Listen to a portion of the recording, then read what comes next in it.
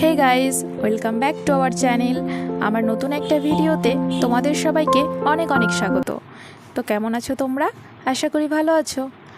আচ্ছা, গঙ্গা তো খুবই সুন্দর, সেটা তো আমরা সবাই জানি, কিন্তু রাতের বেলায় গঙ্গা ঠিক কতটা সুন্দর সেটাই আজ তোমাদের দেখাবো।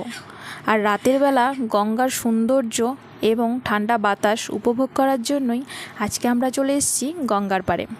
আর বারটা ছিল শনিবার যেহেতু হাজব্যান্ড অফিস থেকে একটু তাড়াতাড়ি ফেরে, সেই জন্য ও বলে রেখেছিল যে আজকে আমরা বাবানকে নিয়ে মঙ্গল পাণ্ডে ঘাট যাব। আসলে বাবানকে কখনো এই ঘাটটা দেখানো হয়নি। এর আগে আমরা একবার এসেছিলাম, তখন বাবান ছিল আমার মধ্যেই, তবে তখনও সে ভূমিষ্ঠ হয়নি, আমার মধ্যেই ছিল। তাই তাকে ভূমিষ্ঠ হওয়ার পর আর এখানে আনা হয়নি। তাই ভাবলাম আজকে একটু ওকে ঘুরিয়ে আনা যাক। আর এখানে দেখো গঙ্গার পাড়েই ছিল সুন্দর একটা মন্দির। তো বাবানের কিন্তু একটা খুব ভালো গুণ আছে, ও কিন্তু মন্দির দেখলেই প্রণাম করে। তো এখানে এসেও প্রণাম করছিল, কিন্তু বাচ্চা তো মাঝে মাঝে মুড ঠিক থাকে না, তাই এখানে এসেও প্রণাম করতে চাইছিল না প্রথমে। তারপরে ওর বাবাইকে দেখে কিন্তু ও প্রণাম করেছিল।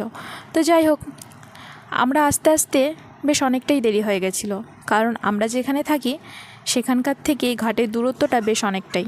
আর আমরা যেহেতু বাইকে করে এসেছিলাম, তাই আমরা আস্তে আস্তেই কিন্তু অন্ধকার হয়ে গেছিলো।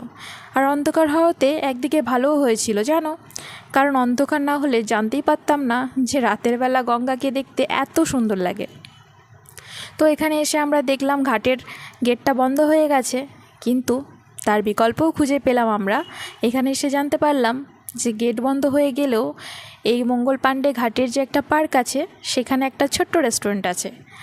আর সেই রেস্টুরেন্টে ঢুকলেই তবেই আবার গঙ্গাটাকে দেখা যাবে, মানে গঙ্গার কাছে যাওয়া যাবে। তো আমরা দেরি না করে তাড়াতাড়ি সেই রেস্টুরেন্টে ঢুকে গেলাম। আসলে আজকে কিন্তু খাওয়ার উদ্দেশ্য নিয়ে আসিনি, আমাদের উদ্দেশ্যটা ছিল একটু গঙ্গার পাড়ে বসবো, বাবানকে একটু গঙ্গা দেখাবো, এখানে একটু সময় কাটাবো। গঙ্গা যে রাতের বেলা খুব সুন্দর হাওয়া দেয় গঙ্গাতে, সেটাই উপভোগ করব। এবং রাতের বেলা যে গঙ্গাকে কাছ থেকে দেখতে এত সুন্দর লাগে, সেটা হয়তো আমি ভাষায় প্রকাশ করতে পারবো না, সেটাই কিছুটাই ভিডিওর মাধ্যমে তুলে ধরার চেষ্টা করব। তো যাই হোক, এখানে এসে একদিকে ভালোও হয়েছে, কারণ বাবানের আজকে সেভাবে দুপুরে কিছু খাওয়া হয়নি, মানে আজকে খুব বায়না করছিল, কিছু খেতে চাইছিল না।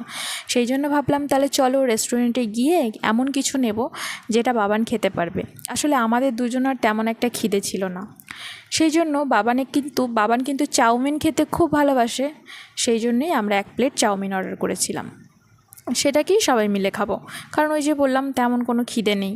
আর তোমরা নিশ্চয়ই দেখতে পাচ্ছ গঙ্গার পাড়েই কিন্তু ছিল এই রেস্টুরেন্টটা। বসে বসে গঙ্গার সৌন্দর্য এবং ঠান্ডা হাওয়ায় মনটা পুরো ভরে যাচ্ছিল। আর এখন আমরা ওয়েট করছিলাম খাবারটার জন্য। আর এই পাড়ে বসে বসে, গঙ্গার পাড়ে বসে বসে খেতে আর সময় কাটাতে কী যে ভালো লাগছিল, সেটা সত্যি একটা অন্যরকম অনুভূতি। সেটা হয়তো বলে ভাষায় প্রকাশ করা যাবে না। তোমরা হয়তো কিছুটা বুঝতে পারবে যদি ভিডিওটা পুরোটা দেখো। তো যাই হোক, এদিকে দেখো কথা বলতে বলতে আমাদের খাবারটা কিন্তু চলে এসছে। তো দেরি না করে আমরা তাড়াতাড়ি খাবারটাকে খাবো এবং এই সুন্দর বাতাস এবং সৌন্দর্যটাকে উপভোগ করব। তো যাই হোক, দেখো আমরা খাওয়া দাওয়া করে কিন্তু বেরিয়ে গেছিলাম। আর হাজব্যান্ড বলল চলো তোমাকে ব্যারাকপুর স্টেশনে নিয়ে যাই, ওখানে একটা স্পেশাল জিনিস খাওয়াবো। তো দেখো সেখানেও আমাকে নিয়ে এসছে, এটা হচ্ছে ব্যারাকপুর স্টেশন। আর এখানেও আমাকে নিয়ে এসেছিলো ম্যাঙ্গো দই লস্যি খাওয়ানোর জন্য, কারণ এর আগে কিন্তু হাজব্যান্ড ব্যারাকপুরে 3 বছরের মতো ছিল, তখন অনেকে এখানে প্রায় আসতো এই ম্যাঙ্গো দই লস্যিটা খাওয়ার জন্য। আর এটা নাকি ভীষণই টেস্টি হয়। তো সত্যি আমি খাওয়ার পরেই বুঝতে পারলাম যে ও যতটা বলছিল তার থেকেও অনেক বেশি ভালো লেগেছে এটা কিন্তু ভীষণই টেস্টি। তো এই ভিডিওটা আর বেশি লম্বা করব না, এই ভিডিওটা এখানেই শেষ করছি। তোমরা সবাই অনেক অনেক ভালো থেকো, দেখা হবে পরের ভিডিওতে। টাটা।